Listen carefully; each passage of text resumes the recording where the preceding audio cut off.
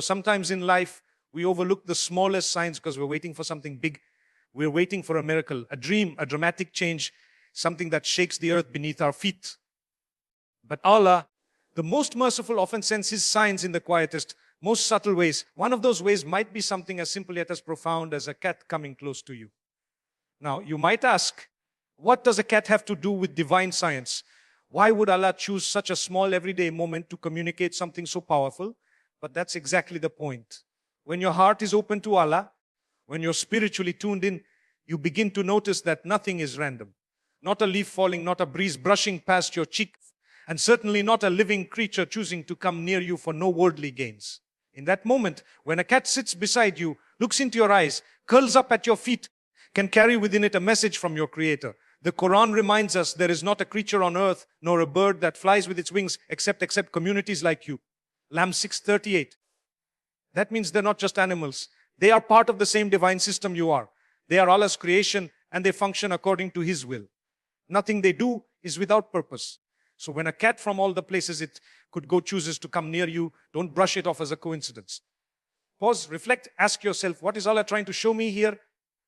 You see, in the busyness of our lives, the phones, the deadlines, the noise, Allah sometimes needs to interrupt our routine. Not with a tragedy, not with a blessing even, but with stillness, with innocence, with a creature that doesn't speak your language, but somehow understands your soul. The presence of a cat can be that gentle interruption. It pulls you out of your head, out of your stress, and grounds you in the now. And in that stillness, you might hear something you've been too busy to hear.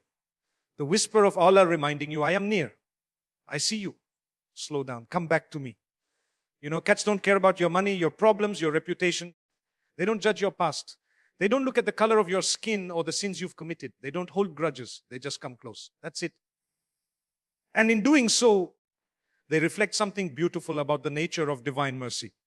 Allah's mercy doesn't wait for you to be perfect. It comes close when you least expect it, just like that cat. And let's not forget, had a deep connection with cats. He showed us how to treat them with compassion and respect. There's a story where a cat was sleeping on his robe, and instead of waking it, he cut the cloth so the cat could continue resting. Subhanallah. What does that teach us? That even in a moment as quiet as a cat's sleep, there is room for mercy, for softness, for presence. The Prophet recognized the value of that moment. Shouldn't we? In a world where people are desperate to be seen, to be heard, to feel loved. Maybe Allah sends you a cat to give you exactly that. Maybe you feel alone, forgotten. Maybe your heart is heavy and no one knows. But then comes this little creature curling up near you as if to say, see you. I trust you. And behind that, if you look deeper, maybe it's Allah saying, I see you. I have not forgotten you. I am with you. Even in the quiet, psychologically, we know that human beings are drawn to animals for comfort. There's a reason therapy animals exist. But Islam takes it deeper. It doesn't just see comfort. It sees meaning. That's the difference. When you're spiritually awake, comfort becomes a bridge to connection with the divine. And that's what we miss. We want grand revelations, but we're ignoring the little signs that are meant to wake our hearts. So the next time a cat approaches you, don't just pet it and walk away. Don't just take a picture and post it online. Feel the moment. Ask yourself, why now? What state was I just in? Was I stressed? Was I crying? Was I about to do something wrong? Maybe Allah sent that cat to change your course, to ground you, to remind you. Even when the world is noisy, my signs are soft, look for them. The believer sees the world not just as matter, but as message. Every leaf, every raindrop, every creature carries a sign. And the heart that is connected to Allah doesn't just look, it sees, it reads the signs, it reflects and it grows.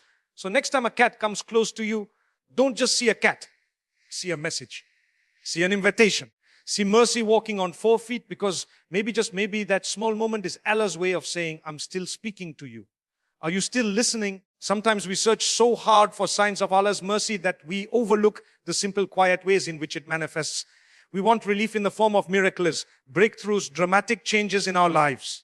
But what if the mercy of Allah is already around us, already reaching us, already brushing against our hearts through something as ordinary as a cat sitting beside us? What if that gentle creature isn't random, but rather a mirror of divine softness? Allah's mercy is not always thunder and lightning. Sometimes it's fur and stillness. Think about it. A cat doesn't knock on your door with a message written in gold. It doesn't bring wealth or status or applause, but it does bring calmness, innocence, trust. It doesn't ask questions.